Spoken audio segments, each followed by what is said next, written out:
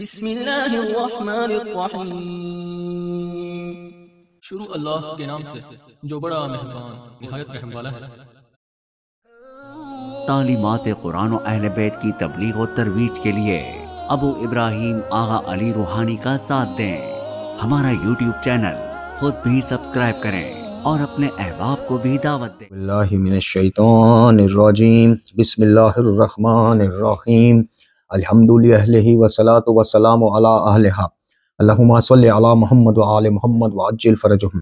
محترم ناظرین و سامعین، السلام علیکم ورحمۃ اللہ وبرکاتہ۔ آج کی نئی ویڈیو کے ساتھ حاضر خدمت ہے، میں ہوں علی روحانی اور آپ دیکھ رہے ہیں ہمارا آفیشیل یوٹیوب چینل۔ محترم ناظرین و سامعین، آج ہمیں اپنی ویڈیو میں جو عنوان گفتگو، موضوع گفتگو رکھنا ہے، وہ ایک یوٹیوب پر موجود کم میں مقیم شہباز اصفہانی اور اس کا گروپ ہے، جو کہ سوشل میڈیا پہ ایک عجیب و غریب قسم کی یعنی شیعت کی تبلیغ اور ترویج کرتے ہیں۔ میں نے آپ سے ایک ویڈیو میں عرض کی تھی، غالباً پچھلی ویڈیو میں، کہ اگر آپ ولایت فقیہ، مجتہدین، یہ ایک دو چیزیں جو ہے تھوڑی سی مائنس کر دیں تو یاری اور اصفہانی، شہباز اصفہانی، ان دونوں شخصیات کے نظریات میں آپ کو کوئی خاص فرق نظر نہیں آئے گا۔ ہمارے پاس اس چیز کے واضح ایویڈنس موجود ہیں کہ جب اس کو ان باکس کر کے کچھ محترم پوچھتے ہیں کہ جناب کیا آپ یاری کا رد کریں گے کہ جو وہ توحید کے معاملے میں گڑبڑ کرتا ہے، کیا آپ قرآن کے حوالے سے اس کے نظریے کی مخالفت یا حمایت کریں گے، تو یہ موصوف جو شہباز اصفہانی ہے اس بابت کوئی جواب نہیں دیتا جی۔ تو آج جو ہم نے موضوع گفتگو اس کا رکھا ہے وہ صرف باعث مجبوری رکھا ہے، ورنہ آج کا ہمارا موضوع کچھ اور تھا۔ انہوں نے 2 سے 3 دن پہلے اپنی لائیو سٹریم میں ایک سوال کا جواب دیتے ہوئے کہ جناب آغا علی روحانی آپ کو چیلنج دے رہا ہے۔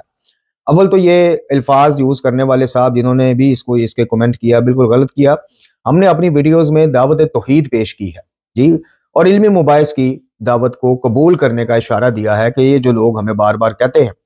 کہ جناب یاری کے ادھر چلے جائیں، فلانے کے شہباز اصفہانی کے اس سے بات کر لیں، فلانا کر لیں، تو ہم نے کھل کر قواعد و ضوابط بیان کیے کہ اگر ان دونوں پلیٹ فارم میں سے کوئی بندہ ہمارے یہ قواعد و ضوابط کے مطابق منعقد کرتا ہے علمی مباحثے کی نشست، تو بسم اللہ فابہا، ہم حاضر ہو جائیں گے۔ اس میں سے سب سے پہلی چیز یہ تھی کہ فریقین جو ہے دونوں، یعنی میں اور فریق مخالف جو ہے، ایسی کوئی روایت یا حدیث سے استدلال پیش نہیں کریں گے اپنے موقف میں جو خلاف قرآن ہو، کیونکہ یہ ہماری ذاتی رائے یا خواہش نہیں ہے، یہ ہمارے نبی و امام علیہ السلام ان کا حکم ہے کہ جو بھی چیز تم تک ہمارے بابت ہم سے منسوب پہنچے، خلاصہ بیان کر رہا ہوں، روایت ہو، حدیث ہو، دعا ہو، رسم ہو، کچھ بھی ہو، لیکن وہ مطابق قرآن نہ ہو تو وہ ہماری ہے ہی نہیں۔ تو یہ سب سے مین جو اصول ہوگا، چاہے وہ یاری ہو، چاہے وہ شہباز اصفہانی ہو۔ دوسرا ہم نے یہ عرض کی تھی کہ ہم نہج البلاغہ اور صحیفہ کاملہ کو بالکل معاملہ توحید کا ہے، بحث توحید پر ہے، توحید کی تشریح کے اوپر بحث ہے، تو ہم ان دونوں کو مرکز میں رکھیں گے، سامنے رکھیں گے۔ جس کی شہباز اصفہانی اور اس کا ساتھ کوئی ثاقب نامی بندہ ہے جس نے انتہائی جاہلانہ گفتگو کی، اور ابھی آپ کو سنواتے ہیں کہ کیا ایسا شخص کسی کو علمی مباحثے کی دعوت یا چیلنج دینے کے قابل ہے، اس کی قابلیت اتنی ہے۔ تو نہج البلاغہ اور صحیفہ کاملہ کو ہم جناب مرکز میں رکھیں گے، قرآن کے بعد ان دونوں کا معیار بنائیں گے۔ اس کی کیا وجوہات ہیں ابھی آپ کی خدمت میں عرض کر دیتے ہیں۔ تیسری ہم نے یہ شرط رکھی تھی کہ جہاں بھی ہمارا یہ علمی مباحثہ، مناظرہ، جو بھی آپ نام دے، وہاں پہ صرف فریقین نہیں ہوں گے، ایک نیوٹرل قسم کا شخص صدر مناظرہ ہوگا جو کسی کو کسی کی بات میں بولنے نہ دے، جو دلائل کے دوران دوسرے کو آواز میوٹ کرنے نہ دے جی۔ یہ جو یاری کا ایک مشہور زمانہ حربہ ہے، یا آواز میوٹ کر دیتا ہے یا سگنل کا بہانہ بنا کر اگلے کو ویسے ہی کال ہی ڈراپ کر دیتا ہے۔ تو یہ ہم نے 2 سے 3 شرائط کہہ لیں، قواعد و ضوابط کہہ لیں، ہمارے نکات کہہ لیں، ان کے اوپر کوئی اگر فریقین میں سے کوئی راضی ہوتا ہے تو ہم نے کہا تھا جی ہم حاضر ہیں، ہم توحید کے لیے کسی بھی جگہ جا کے اپنی دعوت توحید پیش کر سکتے ہیں، کریں گے انشاءاللہ اور کر سکتے ہیں۔ اس کے جواب میں، اس بات کے جواب میں ان صاحب نے، یعنی کسی صاحب نے اس کو، شہباز اصفہانی کو میسج کیا نیچے اس کی لائیو سٹریم میں کہ جناب آپ آغا علی روحانی کا چیلنج قبول کریں، اور یہ وہ اس طرح کی کوئی بات، جس کے جواب میں پہلے اس نے گفتگو کی شہباز اصفہانی نے۔ اچھا، ہمارے ہاں ایک سیاسی کام یہ ہوتا ہے کہ خاندان میں یا گھر میں ایک جو ذرا بدتمیز قسم کا بچہ ہوتا ہے نا، اس کو ہم نے ٹرینڈ کیا ہوتا ہے کہ جناب فلاں ہمارا جو مخالف ہے یا فلاں بندہ جو ہے جس پہ ہمارے دل میں گرج ہو، بغض ہو، اس کی تو نے ٹھیک ٹھاک بستی کرنی ہے، اس کے بعد ہم خاموش رہیں گے۔ تو ذرا بولنا، ہم تجھے منع کرتے رہیں گے لیکن تو نے باز نہیں آنا، اور بعد میں جب ذرا دل کا بوجھ ہلکا ہو جائے، بغض نکل جائے، تو پھر ہم کہیں گے چل سوری بول، معافی مانگ، تو نے معافی مانگ لینی۔ یہی طریقہ کار اختیار کیا اس نے اپنی گفتگو میں ذرا نپت الانداز رکھنے کی ناکام کوشش کی شہباز اصفہانی نے، اور اس کے بعد خود ان کو، ابھی آپ سماعت فرمائیے گا، خود اپنے ساتھ بیٹھے اس شخص کو، جو پتہ نہیں کون ہے، میں نہیں اس کو جانتا، ثاقب نام ہے اس کا شاید جی، لیکن اپنی گفتگو سے اس نے اپنا تعارف اچھی طرح کروا دیا ہے کہ وہ گفتگو میں جس طرح کی، یعنی یہ علمی تمہارا پلیٹ فارم ہے، یہاں پہ تم لوگوں کو تشیع کے دفاع کے لیے بلا رہے اور مناظرے کر رہے ہو۔ اب آپ دیکھیں ان کے پاس رہ کیا گیا ہے، اب آپ خود دیکھیں، یعنی یہ کیسی تبلیغ اور ترویج ہے، چاہے وہ یاری ہو چاہے یہ شہباز اصفہانی ہو، کہ آپ شیعت کی دفاع یا شیعت کی تبلیغ دیکھیں۔ جب آپ کا کسی سے امامت پہ بحث مباحثہ ہوگا تو الحمدللہ ہم جناب امیر المومنین علی بن ابی طالب علیہ السلام کی بعد از رسول اللہ صلی اللہ علیہ وآلہ وسلم قیامت تک آنے والی امت پر افضلیت ثابت کرنے کے لیے فریق مخالف کی کتب سے استفادہ کریں گے۔ جب ہمارا معاملہ فدق پہ ہو یا کسی پہ ہو تو جو ہمارے پاس تشیع کے پاس ذخائر ہیں ان میں سے ہم چیزیں پیش کریں گے، اور فریق مخالف کے اس سے بھی پیش کریں گے۔ لیکن یہ کیا بات ہوئی کہ آپ تشیع کے دفاع صرف ایک چیز پہ سمجھتے ہیں کہ آپ بزرگان اہل سنت میں کے حوالے سے جو ان کی کتب میں کوئی روایات یا کوئی اس طرح کی چیزیں ہیں جن میں سے اکثریت کو وہ آن ہی نہیں کرتے، ضعیف کہتے ہیں، آپ وہ ہر وقت لائیو سٹریموں میں پیش کرتے رہیں، لوگوں کو چیلنج مارتے رہیں، فلانے نے یہ کیا، فلانے صحابی نے یہ کیا۔ بھائی تعلیمات خدا یعنی قرآن، تعلیمات رسول، تعلیمات امام کو عام کرنے میں، عقیدہ توحید کو تشیع میں عام کرنے میں، وہ تو خیر آپ نے ابن تیمیہ کے خاطر ڈالا ہوا ہے، ابن وہاب کے خاطر ڈالا ہوا ہے۔ یہ بشرمی کی انتہا دیکھیں آپ کہ بعد از نبی خدا صلی اللہ علیہ وآلہ وسلم جس مکتب کے ہر امام کو اپنے دور کا امام الموحدین کہا جاتا ہے، اس کے پیروکار آج توحید کو اٹھا کے ابن تیمیہ کے خاطر فٹ کر دیتے ہیں جی۔ تو آج کی اس ویڈیو میں پہلے ہم آپ کو وہ گفتگو سنوائیں گے جو اس نے اور اس کے ساتھ بیٹھے ہوئے شخص نے، ثاقب نامی شخص نے کی، اس کے بعد آپ گفتگو سماعت کر کے خود فیصلہ کیجئے گا کیا اس پلیٹ فارم کو علمی پلیٹ فارم کہا جا سکتا ہے۔ اس شخصیت کو، خاص کر وہ ثاقب نامی شخصیت جو بیٹھا وہاں پہ، ابھی انشاءاللہ بے فکر رہیں، شافی اور کافی جواب دیتے ہیں، اور قیامت تک اس کو چیلنج دیتے ہیں کہ ہماری ان باتوں کا جواب کلپ سماعت کرنے کے بعد ہم آپ کی خدمت میں پیش کریں گے۔ ثاقب نامی شخص یا اس کا گرو جو ہے، گرو گھنٹال جو ہے، شہباز اصفہانی، ان دونوں میں سے کوئی بندہ علمی جواب ریکارڈ کرائے، اپلوڈ کرے، مباحثے، مناظرے، فلانے ٹینگنے، وہ بات کی بات ہے۔ ہماری آج کی اختتامی گفتگو میں جو ہم سوال اٹھائیں گے، ہمارا چیلنج، اب ہم چیلنج دیتے ہیں کہ ہمارا چیلنج ہے کہ نہ صرف غیر شیعہ کو بلکہ اپنے شیعہ نوجوانوں کو بھی ان کا جواب قرآن اور احادیث معصوم کی روشنی میں دو۔ تم پر واجب ہے، چونکہ تم مبلغ شیعت بنے ہوئے ہو، مدافع شیعت بنے ہوئے ہو، تو تمہارا فرض ہے کہ ان باتوں کے جواب بقول تمہارے دعوے کے کہ تم جناب سچل شیعہ ہے جی، تو یہ جواب تم نے اپلوڈ کرنے ہیں یا لائیو سٹریم میں ان کے اوپر گفتگو کرنی ہے۔ اگر تم نے نہ کی تو تمہاری علمی حیثیت اور قابلیت سب پر مزید یہاں ہو جائے گی۔ لہٰذا آپ یہ ذرا گفتگو سماعت فرمائیں، پھر باقی گفتگو انشاءاللہ بعد۔ جی، ہم آپ کے توسط سے روحانی صاحب کو ہمارے جو یہ اتوار اور سوموار کو سیشن ہوتے ہیں اس میں دعوت دیتے ہیں کہ وہ تشریف لائیں اور یا علی مدد کو شرک ثابت کر جائیں اور منہ مانگا انعام پائیں۔ علی روحانی اور اس کے تمام اتباع کو ہماری طرف سے، ہمارے پلیٹ فارم سے کھلا چیلنج ہے، بلکہ کھلی دعوت ہے۔ مباحثہ کہہ لیں، مناظرہ کہہ لیں، جو بھی دل کرتا ہے کہہ لیں، انہیں کہیے کہ تشریف لے آئیے اور ہمیں آ کر ذرا یہ شرک تو سمجھا دینا، ہمیں توحید تھوڑی سی سمجھا کر جائیں کہ آپ توحید کسے کہتے ہیں، آپ کے ہاں توحید کا کیا معنی، کیا مفہوم ہے، آپ کیسے کسی چیز کو شرک بناتے ہیں، اور شرک کا کرائیٹیریا اہل بیت نے آپ کو کیا دیا ہے، قرآن نے کیا دیا ہے۔ یہ ہادی صاحب آپ نے جو درخواست کی ہے، آپ کے کہے پر ہم روحانی صاحب کو دعوت دیتے ہیں، یہ ہمارا کلپ جو ہے وہ آپ ان تک پہنچا دیں، اور انہیں کہیں کہ جا کے سن لیں، آپ کو دعوت دے دی گئی ہے۔ بسم اللہ آئیں اور یا علی مدد کو جو شرک اور پتہ نہیں کیا کیا انہوں نے اپنی طرف سے ایک سو کولڈ توحید بنائی ہوئی ہے وہابیوں والی، اس کو آ کر اہل بیت کے نام سے پرچار جو یہ لوگ کر رہے ہیں، کیونکہ شخص تو یہ ہے، میں کیا ابھی تو کچھ نہیں کہتا، پھر وہ یہ نہ ہو کہ کہیں کہ انہوں نے مجھے برا بلا کہا تو میں نہیں جاتا ان کے پروگرام میں۔ تو بسم اللہ، دعوت عام ہے، لنک ہم جو ہے وہ ویسے بھی کمنٹ سیکشن میں دے دیتے ہیں، وہ آئیں، تشریف لائیں اور آ کر اپنا جو مدعا ہے اس کے حوالے سے وہ بیان کریں۔ کہتے ہیں جی قبلہ جی السلام نادر علی۔ علیکم۔ وعلیکم السلام جی، آپ بھی دینا چاہتے ہیں روحانی صاحب کو دعوت؟ جی روحانی صاحب ماشاءاللہ، تو کیا کہیں ایسے بندے کے بارے میں جو نہایت ہی کتب تشیع سے جاہل آدمی ہے۔ وہ چیلنج کرتا ہے کہ مجھے صحیفہ سجادیہ اور قرآن اور نہج البلاغہ سے یا علی مدد ثابت کر کے دکھاؤ۔ جب ایک بندے کا لیول یہ ہو کہ اس کو یہ نہیں پتا کہ شیعہ مصادر کی کتب کون سی ہیں، شیعہ حدیث کی کتب کون سی ہیں، اور دلائل کیسے قائم کیے جاتے ہیں، تو وہ ان 3 کتب کو منتخب کرتا ہے اور کہتا ہے اس سے ثابت کرو بھائی. سمجھ آ گئی نا؟ یہ بھی حضرت عمر کے قریب قریب تر ہے. حضرت عمر نے کہا تھا کہ ہمارے لیے قرآن کافی ہے، تو اس نے بس 2 کتابوں کا اضافہ کر دیا بیچ میں. اتنا فرق ہے. نہیں، یہ آج کل ہماری تصویر بھی لگا رہا ہے نا، اور علماء کو جواب دے رہا ہے. تو ابھی ہاں. مجھے تو تعجب ہے کہ یہ مومنین اس کی باتوں میں آتے کیسے ہیں. کیوں؟ اس کی وجہ یہ ہے کہ شہباز بھائی کہ مومنین کا کتب سے تعلق نہیں ہے. جیسے میں اس کی مثال دیتا ہوں کہ جب بچہ کسی گھر میں پیدا ہوتا ہے نا، تو وہ سنتا ہے شروع میں صرف جو عقائد اس کے والدین کے ہوتے ہیں وہی عقائد وہ اپنا لیتا ہے سنا کے. ٹھیک ہے نا؟ تو یہ مومنین بھی ایسے ہوتے ہیں کہ یہ بچے کی مانیدی ہیں کہ انہوں نے کبھی بھی کتب کی طرف رجوع نہیں کیا، کتب احادیث کو پڑھا نہیں، قرآن کی تفسیر نہیں پڑھی جو ائمہ اہل بیت علیہ السلام نے بیان کی ہے. تو پھر جب بھی کسی کی بات سنیں گے آہستہ آہستہ ان کی چکنی چپڑی باتیں جو ہیں وہ ان کو اچھی لگیں گی. دیکھیں ہوتا کیا ہے نا، مرزا صاحب ایک قرآن کی آیت پڑھتے ہیں ایاک نعبد و ایاک نستعین، تو پھر وہ کیا کہتے ہیں کہ ترجمہ کرتے ہیں اپنی مرضی سے،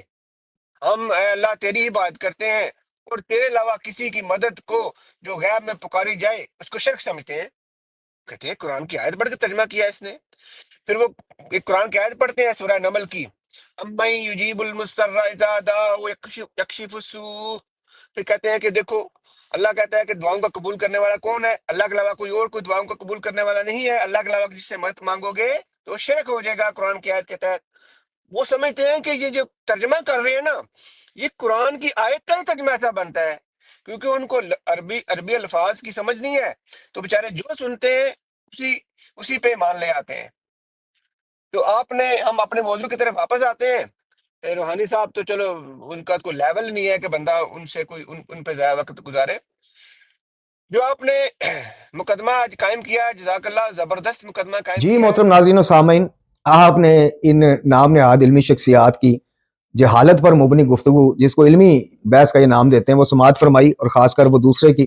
وہ جو ثاقب ہے پتہ نہیں کون ہے، جس کو یہ خود اچکل دیتا ہے کہ ہاں جی آپ بھی کچھ کہنا چاہتے ہیں. وہی جیسے میں نے آپ کو مثال دی کہ ایک بچہ ایسا رکھا ہوتا ہے کہ جو ذرا منہ پھٹ ہوتا ہے تو بندہ خود جو باتیں نہیں کہہ سکتا اس کو آگے کر دیتا ہے اور بعد میں معافی بھی منگوا لیتا ہے. خیر،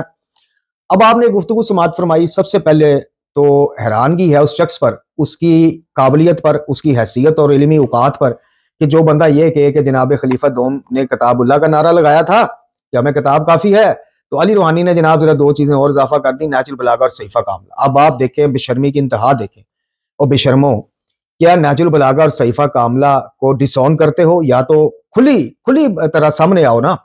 اور یہ واضح اعلان کرو کہ جناب ہم شکوک و شبہات کا اظہار کرتے ہیں نہج البلاغہ کے توحیدی خطبات پر اور صحیفہ کاملہ کی توحیدی دعاؤں پر. ورنہ تمہیں تکلیف کیا ہے؟ کسی بھی پیروکاران مکتب قرآن و اہل بیت کے پیروکاران میں سے کسی کو بھی کیا تکلیف ہوگی نہج البلاغہ اور صحیفہ کاملہ سے؟ ماں سوائے اس کو کہ جس کے خود ساختہ اور قیاس پر مبنی عقائد پر گہری چوٹ پڑتی ہوگی. دوسرا جی وہ جو دیکھیں جی جہالت کی انتہا ہے جی، کتب اربع ہیں، دیگر کتب ہے، ان سے عقائد اخذ کیے جاتے ہیں، ان کی بابت یہ. میں اب آپ کو بتاتا ہوں کہ ان کو تکلیف کیا ہے، جو میں نے آپ کو اوائل گفتگو میں کہا تھا کہ میں آپ کو بتاؤں گا کہ صرف یہ نہیں، یاری ہو گیا، یہ شہباز اصفہانی گروپ ہو گیا، فیس بک پہ بیٹھا ایک اور جو ہے وہ فتنہ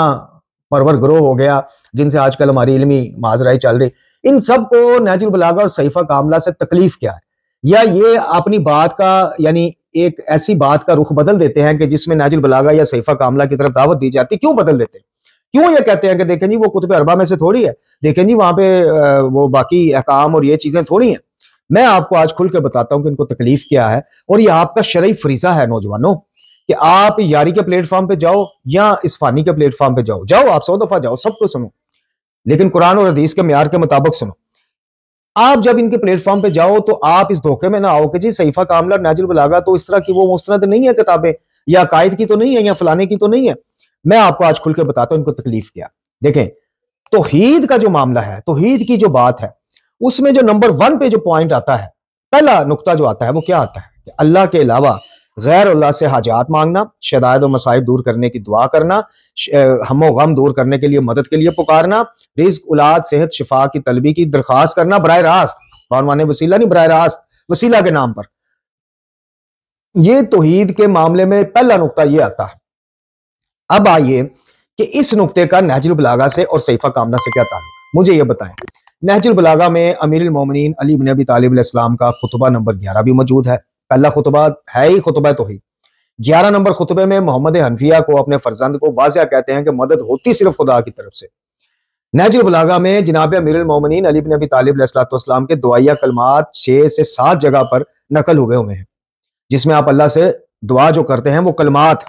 نہج البلاغہ میں مکتوب نمبر 31 وصیت نامہ امیر المومنین علی بن ابی طالب علیہ السلام موجود ہے، کہ جس میں واضح طور پہ آپ کو دل کی مرادیں، منتیں، مدد، ان حوالے سے آپ کو واضح تعلیمات مل جاتی ہیں۔ اب میں آپ کو یہ سمجھا رہا ہوں کہ قرآن، نہج البلاغہ اور صحیفہ کاملہ، بعد از قرآن نہج البلاغہ اور صحیفہ کاملہ کو ہم اس گلدستہ توحید میں کیوں سب سے مین مقام دیتے ہیں، نمایاں مقام دیتے ہیں، اور ہم شرط لگاتے ہیں کہ قرآن کے بعد ان دونوں کو معیار بنایا جائے گا، کیوں؟ اس وجہ سے یہ جو میں نے ابھی آپ سے کچھ گزارشات کی ہیں کہ وصیت نامہ امیر المومنین موجود ہے، جس میں واضح طور پہ یہ عقیدہ توحید سے منسلک بات نہیں ہے کہ اس نے تمہیں مجبور نہیں کیا، یہ امیر المومنین کے الفاظ ہیں وصیت نامہ کہ اس نے تمہیں مجبور نہیں کیا کہ اس کے یہاں کوئی سفارشی لے کے جاؤ گے تو ہی تمہارا کام بنے گا یا تمہاری بات سنے گا۔ پھر اسی میں یہ کہا گیا کہ اس نے کوئی دربان بھی کھڑے نہیں کیے کہ جو تمہیں اس کے بارگاہ میں جانے میں روکتے ہوں۔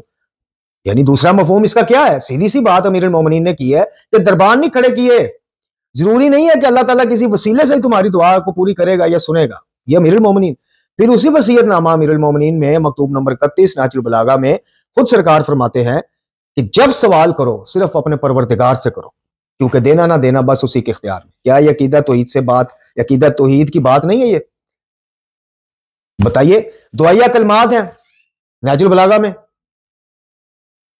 کسی جگہ فرمایا گیا کہ میرے فخر کے لیے کافی ہے کہ میں تیرا عبد ہوں، تو میرا پالنے والا ہے، مفہوم پیش کر رہا ہوں۔ کسی جگہ فرمایا گیا کہ تو ہی رزق کا دینے والا اور تو ہی تقسیم کرنے والا، یہ بھی نہج البلاغہ میں ہے۔ کیا یہ عقیدہ توحید سے منسلک بات نہیں ہے؟ کیا یہ بات عقیدہ توحید سے منسلک نہیں ہے کہ جب راز و نیاز کرو اسی سے کرو، جب مشکلات کے دور کرنے کی دعا کرو اسی سے کرو؟ یہ وصیت نامہ میں کے الفاظ ہیں۔ کیا عقیدہ توحید سے منسلک بات نہیں ہے؟ اب صحیفہ سجادیہ کاملہ کی شریف کی طرف آ جائیں، صحیفہ کاملہ شریف کی طرف۔ اس کی کسی ایک دعا میں وسیلے کے عنوان سے، ولایت تکوینی کے عنوان سے، بے اذن اللہ کے عنوان سے، سید الساجدین امام علی زین العابدین علیہ الصلوۃ والسلام سرکار نے کسی ایک معصوم ہستی سے، اپنے سے پہلے گزر جانے والے پنجتن پاک سے براہ راست نہ کوئی التجا کی، نہ دعا کی، نہ مشکلات دور کرنے کے لیے مدد طلب کی، نہ ہم و غم دور کرنے کے لیے، نہ کوئی حاجات طلبی کی۔ جہاں پیش کیا اللہ رب العزت کو یہ کہا کہ اللہ تجھے مقام مصطفیٰ اور مرتضیٰ علیہ السلام کا واسطہ میری یہ حاجت پوری کر یا مجھ سے یہ مشکل دور کر۔ کہیں قرآن کا واسطہ دیا ہوا ہے، جی ہاں، قرآن مجید فرقان حمید کا واسطہ بھی دیا ہوا ہے اللہ کو، لیکن خطاب اللہ سے کیا۔ تو بتائیے کہ اس توحید مواد سے لبریز دعاؤں کا عقیدہ توحید سے کوئی تعلق نہیں، کوئی واسطہ نہیں۔ اچھا، عقیدہ توحید سے دعا کا کوئی تعلق ربط ہے کہ نہیں ہے؟ آپ خود فیصلہ کیجئے۔ یقیناً ہے، چونکہ دعا عبادت ہے۔ سورہ المومنون میں اللہ تعالیٰ نے واضح فرما دیا کہ جو لوگ میری اس عبادت یعنی دعا سے اکڑتے ہیں ان قریب ان دے منہ جہنم میں پھینکے جائیں گے۔ سورہ بقرہ میں کہا کہ مجھ سے دعا کرو، تو دعا کا تعلق براہ راست عقیدہ توحید سے، اور صحیفہ کاملہ شریف ہے ہی دعاؤں کی کتاب۔ اب ان کو مسئلہ کیا پڑتا ہے؟ اب میں آپ کو بتاتا ہوں۔ ان کو مسئلہ یہ پڑتا ہے کہ یہ وہ ہڈی ہے، علمی طور پہ یہ وہ ہڈی ہے جو ان کے گلے میں پھنسی ہوئی ہے، نہ نگل سکتے ہیں نہ اگل سکتے ہیں۔ اب اگر کسی بھی علمی مباحثہ کے دوران قرآن کے بعد صحیفہ کاملہ شریف یا نہج البلاغہ کی بات کو بندہ کرے گا نا کہ بھائی آ جاؤ، صحیفہ کاملہ معتبر ہے، مستند ہے، ظاہر ہے چھاپ رہے ہیں، بیچ رہے ہیں، تو انہوں نے تو یہ نہیں کہنا کہ نہیں جی معتبر نہیں ہے، مستند نہیں ہے، انہوں نے تو کہنا جی بالکل، لیکن یہ ہے وہ ہے، اس کی باطنی طویل کو ہم نہیں جانتے، امام کی عزت انکساری ہے کہ وہ صرف اللہ سے مانتے رہے۔ یعنی پھر امام پہ معاذ اللہ ایک الزام یہ بھی آ جاتا ہے امام پہ کہ جناب اپنے لیے انہوں نے دعا کا معیار یہ رکھا تھا کہ صرف اللہ سے مانگنا ہے، اور اپنے پیروکاروں کے لیے دعا کا معیار یہ رکھا تھا کہ ہم سے مانگ لیا، اس سے مانگ لیا، ایک ہی بات ہے۔ اپنے فرزند کو وصیت نامہ میں امیر المومنین کہتے ہیں جب سوال کرو صرف اللہ سے کرو، جی، لیکن اپنے پیروکار اپنے شیعوں کے لیے معیار اور تھا، معاذ اللہ، جو ان کا مفہوم بنتا ہے ان کی تبلیغات کا، یہ اسفانی گروپ اور اس طرح کے، کہ اپنے لیے اپنے فرزند معصوم کے لیے تھا کہ صرف اللہ سے سوال کرو، ہمارے لیے کیا تھا کہ جی وہ ایک ہی بات ہے، جی اللہ نے ہمیں باذن دے دی ہے، ولایت تکوینی دے دی ہے، ہم کر دیں، اس سے کر لو سوال، ہم سے کر لو، ایک ہی بات ہے۔ تو ان کو یہ تکلیف اس لیے پہنچتی ہے. اچھا اب آ جائیں کہ جناب علی نہج البلاغہ اور صحیفہ کاملہ کو چھوڑیں جی, وہ تو باقی جو کتب اربع یا دیگر زیارتیں ہیں فلانا ہے, یہ کتب اربع سمیت میرا یہ دعویٰ نہیں ہے, میرا آج جانا اور طالب علمانہ انکشاف ہے آپ لوگوں کے آگے. کتب اربع کی کسی ایک کتاب کی روایات یا اس کے مستند ہونے پر اتنے دلائل موجود نہیں ہیں جتنے صحیفہ کاملہ شریف کے اوپر جائیں, جہاں سے مرضی تحقیق کروا لیں. جتنی اسناد کا سلسلہ معتبر صحیفہ کاملہ شریف کا, اس کی دعاؤں کا ہے, کتب اربع میں سے کوئی ایک کتاب کو بتا دے پرسنٹیج نکال کے کہ صحیفہ کاملہ 90% معتبر ہے, تو دیکھو جی اصول کافی 96% معتبر, تہذیب الاحکام 95% معتبر, الاستبصار جناب 98% معتبر, کوئی ایک ملحظ الفقیہ جناب 99% معتبر. ٹھیک ہے. دوسری بات یہ ہے کہ جب بات عقائد کی ہو رہی ہے, خاص کر عقیدہ توحید کی, تو یہ کتب اربع میں تو احکام کی بابت روایات شاید زیادہ ہیں, میری رہنمائی فرمائیں اگر میں غلط ہوں. اور زیارات جو ہیں, کتنی کی زیارتیں ہیں جو وہ براہ راست امام سے منسوب ہیں, یعنی نقل شدہ ہیں, سلسلہ اسناد معتبر ہے. دعائے توسل کی آپ بات کرتے ہیں, دعائے توسل کا سلسلہ اسناد کوئی ہمیں ثابت کر دے کسی امام سے, ہماری اصلاح کرے, ہم رجوع کرتے ہیں. تو محترم ناظرین و سامعین, یہ ہے وہ دھوکہ. جب یہ کہتے ہیں نا جو دیکھیں جی نہج البلاغہ اور صحیفہ کاملہ کے علاوہ کتاب ہی کوئی نہیں, بالکل نہیں ہے. صحیفہ کاملہ جیسی دعاؤں کی کتاب ہے یہ کوئی نہیں بعد از قرآن, اس کا لیول ہی اور ہے, معیار ہی اور ہے, بالکل نہیں ہے. نہج البلاغہ کے خطبات جناب, بالکل نہج البلاغہ کے خطبات میں جو بعد از قرآن اور بعد از نبی خدا صلی اللہ علیہ وسلم کے فرمان, جو نہج البلاغہ میں توحید نقل ہو گئی ہے, جو نہج البلاغہ میں علم کے موتی بکھیر گئے سرکار, وہ کہیں نہیں ہے, بالکل نہیں ہے. اب میں نے مسئلہ تم سے ڈسکس کرنا ہے, غیر اللہ سے اللہ کے علاوہ حاجات مانگنا جائز ہے کہ نہیں, تو میں تہذیب الاحکام لے کے آ جاؤں, اور بے وقوفو الاستبصار لے کے آ جاؤں, فروع کافی لے کے آ جاؤں. ٹھیک ہے, ہم نے یہ بھی کہا, ہم نے یہ کب کہا کہ نہیں جی صرف نہج البلاغہ اور صحیفہ کاملہ پہ بات ہوگی. ہم نے یہ کہا کہ قرآن کے بعد مرکزی کتابیں یہ ہوں گی, بعد میں ہم جناب کتب اربع کے آپ جہاں مرضی ڈبکیاں لگائیں, جو ان سی مرضی روایت آپ جس مرضی کتاب سے لے کے آئیں, شرط یہ ہے کہ اس کا متن خلاف قرآن نہ ہو. صحیفہ کاملہ کی ایک ایک دعا, نہج البلاغہ کے ایک ایک خطبے کا میں گارنٹی آپ کو طالب علم دیتا ہوں کہ مجھ سے جو بندہ مرضی رابطہ کر لے, میں انشاءاللہ اللہ پہ یقین کے بعد آپ کو گارنٹی دیتا ہوں کہ ان خطبات نہج البلاغہ اور صحیفہ کاملہ شریف کی دعاؤں کا کسی ایک دعا کا بھی متن خلاف قرآن نہیں ہوگا انشاءاللہ. جو ہوگا ہم اسے چھوڑ دیں گے, ہم یہ قانون ادھر بھی لاگو کریں گے, اول تو ہے ہی نہیں ہے, سرے سے نہیں ہے. تو محترم ناظرین و سامعین, ان کے پاس صرف مشہوری کے لیے, کمپنی کی مشہوری کے لیے آ جا کے یاری ہو, یا یاری کیسے مشہور ہوا ہے, یاری کو جو اب کیا کہوں ایک جعلی ہیرو بنا کے پیش کیا گیا ہے. وہ کیوں بنا کے پیش کیا گیا, یہ مناظر مباحثے, اور آپ اس کے 90% سنی شیعہ جن سے بھی, شیعہ ایک مجتہدین کے چاہنے والے بھی, ایک نہیں ایک سے زیادہ لوگ اس کے, یہ خود اسفانی جا چکا ہے, اس کو نہیں پتا. تو ہوتا کیا ہے وہاں پہ کہ جہاں پہ وہ علمی طور پہ شکست کھانے لگتا ہے, یا میوٹ کر دیتا ہے یا ڈراپ کر دیتا ہے, یہ کہتا ہے اوکے بھائی تم سے بات نہیں ہو سکتا, اوکے بھائی. اس کی مشہوری کی وجہ یہی مناظر اب یہی چیز کو کاپی کر رہا ہے شہباز اصفہانی گروپ اپنے ساتھ, وہ ایک تمیز اور اخلاقیات سے عاری شخص ثاقب نامی شخص بٹھا کے یہی چیز وہ کر رہا ہے. آج وہ بھی سنی ہو, فلانا ثابت کرو, خلیفہ دوم دا وہ ثابت کرو, خلیفہ اول کا وہ ثابت کرو, امامۃ المومنین کے بارے میں ڈسکس کرو, فلانا نہیں. توحید پہ ڈسکس کس نے کرنی, کوئی نہیں. امامت و ولایت اور اتباع اہل بیت ہے کیا, وہ کس نے سکھانا نوجوانوں کو, کوئی نہیں. مجتہدین کا دفاع کرنا ہے, لیکن عقیدہ توحید کا دفاع, کیونکہ انہوں نے کھاتے ابن تیمیہ کے ڈالی ہوئی نا توحید, ابن وہاب کے. یعنی آپ آج ان کے کسی بھی, یہ یاری ہو گیا, شہباز اصفہانی ہو گیا, آپ ان میں سے کسی کے پلیٹ فارم پہ جا کے صرف اتنا کہہ دیں یا اللہ مدد, السلام علیکم جی یا اللہ مدد, بس. اب آپ بتائیے کہ یہ اس امام کے مکتب کا حال ہے کہ جو کہتے ہیں دینا نہ دینا بس اسی کے اختیار میں. یہ اس امام کے مکتب کا حال کر دیا انہوں نے, غالی صفت لوگوں نے, کہ جو اپنے فرزند محمد حنفیہ کو کہتے ہیں کہ بیٹا ایک بات ذہن میں رکھنا کہ مدد صرف اسی کی طرف سے ہوتی ہے. یہ اس امام کے مکتب کا حال کر دیا ان لوگوں نے کہ جو صحیفہ کاملہ میں اپنی دعا میں کہتے ہیں کہ اللہ مخلوق کا مخلوق سے مانگنا عقل کی حماقت ہے, دعا نمبر 28 صحیفہ کاملہ شریف. یہ مکتب کا حال کر دیا ہے, اور کتنے فخر سے مدافع اہل بیت کلواتے ہیں پوری دنیا سے جناب, اس نام پہ پتہ نہیں کیا کیا اکٹھا کرتے ہیں, واللہ عالم بالصواب. کیا مدافع اہل بیت ہے, نہیں ہماری مدد کریں, ہماری سپورٹ کریں. یہ مدافع اہل بیت, اہل بیت کے جن کی تعلیمات کا عنوان اور سر فہرست جو چیز ہوتی ہے قرآن اور انبیاء کی دعوت کی طرح توحید ہوتی ہے کہ پہلے اللہ کو ایک مانو, اور صرف زبانی نہیں, ہر چیز میں ایک مانو. جو چیزیں محترم ناظرین و سامعین دعا میں آتی ہیں وہ اللہ کے علاوہ کسی سے براہ راست مانگنا شرک ہے. جو چیزیں دعا میں نہیں آتی, ظاہری اسباب میں آتی ہیں, کھانا مانگ لینا, قرض مانگ لینا, ادھار مانگ لینا, تعاون مانگ لینا, کسی دینی کام کی تبلیغ کے لیے کسی سے تعاون مانگ لینا, سپورٹ, یہ ظاہری اسباب ہیں. ان کا خود سورہ مائدہ شریف میں حکم ہے، وَتَعَاوَنُوا عَلَى الْبِرِّ وَالتَّقْوَىٰ والی آیت کا ترجمہ پڑھ لے کہ تعاون کرو نیکی اور خیر کے کام، یہ اس میں آتا ہے۔ یہ آپ کو دھوکہ کیا دیتے ہیں کہ جی غیر اللہ کو پکارنا کرے رہا میں تو کیوں بیوی سے کھانا مانگتے ہو، کیوں باس سے تنخواہ مانگتے ہو ایڈوانس، کیوں دکاندار سے ادھار مانگتے ہو، کیوں یوٹیوب پہ سبسکرائبر مانگتے ہو، ہاں وہ اگلے بھی جو آگے بیٹھے ہوتے ہیں کیونکہ ان کی ذہن سازی ہے وہ بھی کہتے ہیں واقعی بھی بات تو بڑا دم خم ہے بات، ان کو یہ پتہ ہی نہیں، یہ شعور ہی نہیں کہ یہ چیزیں دعا میں نہیں آتی، دعا میں نہیں آتی تو شرک میں بھی نہیں آتی، اس لیے ان کا ظاہری ثواب، اور وہ بھی آپ سامنے مانگیں گے۔ بھائی میں اپنے یوٹیوب کے سبسکرائبرز آپ لوگوں سے سبسکرائب کرنے کی دعوت آپ کو دوں گا یا قبرستان میں جاؤں گا؟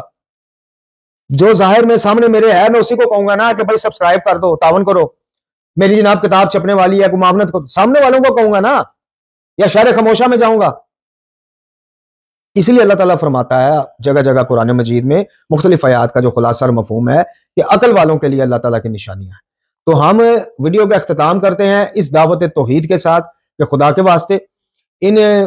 مطلب جو مدافع اہل بیت کے نام پر آپ کو عقیدہ توحید سے دور کر رہے ہیں، گڑمٹ کر رہے ہیں، ان کے دھوکے میں نہ آیا کریں۔ کوئی تو بندہ خدا جو ہے وہ جا کے بلیک اینڈ وائٹ میں ان سے جواب مانگا کرے کہ کس امام نے، بس ہمیں یہ مت بتاؤ یہ تو چونکہ تو سیدھا کسی روایت میں، مستند روایت میں ہمیں یہ ثابت کر دو کہ جناب کسی ایک امام نے اپنے سے پہلے گزر جانے والے امام سے براہ راست حاجات مانگی ہوں، براہ راست یہ نہ کہو اللہ تجھے واسطہ، وہ تو ثابت ہے توحید ہے کہ اللہ کو واسطہ دینا، براہ راست حاجات مانگی ہوں، براہ راست ہم و غم دور کرنے کی استدعا کی ہو، چلے اور آسان کر دوں اور آسان کر دیتا ہوں، لیتے جائیے، یاری کے پلیٹ فارم پہ بھی جائیے تو اسفانی پلیٹ فارم پہ بھی جائیے، ان سے کہہ دیجیے کہ جناب یا اللہ مدد تو ہو گیا ابن تیمیہ کا شعر، یا علی مدد کسی امام کا شعر ہے، کسی ایک امام کے منہ سے نکلا ہوا جملہ ثابت کر دو، میرے بھی آپ پہ وعدہ کر رہا ہے کہ ہم علی روحانی کی 535 ویڈیوز ڈیلیٹ کروا دیں گے اور آج کے بعد وہ یوٹیوب پر نہیں آئے گا، یہ میں آپ کو زبان دیتا ہوں سننے والوں، ان سے ثابت کروا دو۔ یا اللہ مدد تو بقول ان کے ابن تیمیہ کا شعر ہے، یا علی مدد کسی امام کا شعر ہے، کسی امام نے ایک دفعہ بھی لائف میں بولا ہے، وہ آپ ان سے ثابت کروا دیں جملہ یا علی مدد، دائیں بائیں شائیں آئے نہیں، براہ راست جملہ یس اور نو ثابت ہو گیا، میں آپ کو زبان دیتا ہوں کہ 535 ویڈیوز ایک سیکنڈ میں ڈیلیٹ کر دوں گا، چینل بند کر دوں گا اور منظر سے غائب ہو جاؤں گا۔ وآخر دعوانا ان الحمدللہ۔ تعلیمات قرآن و اہل بیت کی تبلیغ و ترویج کے لیے ابو ابراہیم آغا علی روحانی کا ساتھ دیں۔ ہمارا یوٹیوب چینل خود بھی سبسکرائب کریں اور اپنے احباب کو بھی دعوت دیں۔